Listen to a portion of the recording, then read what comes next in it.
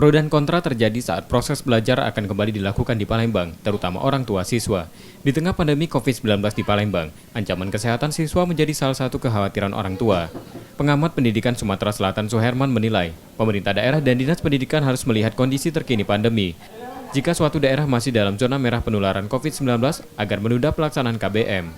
Suherman juga mengingatkan, pemerintah daerah harus mempertimbangkan kesehatan siswa di atas mutu pendidikan ketika pandemi seperti saat ini. Yang kita utamakan sekarang ini bukan lagi mutu, tetapi kita utamakan adalah kesehatan.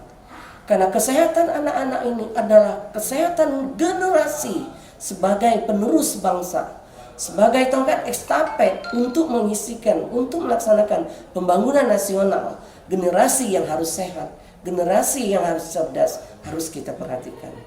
Nah, saya berharap andai kata nanti kita melakukan tahun ajaran baru nanti dilakukan, tentunya juknis protokol tentang kesehatan yang paling utama. Di tengah pandemi, proses kegiatan belajar mengajar sekolah dapat diganti dengan belajar daring dari rumah. Namun metode ini terkendala kesiapan di daerah, seperti kesiapan jaringan internet dan sumber daya alatnya.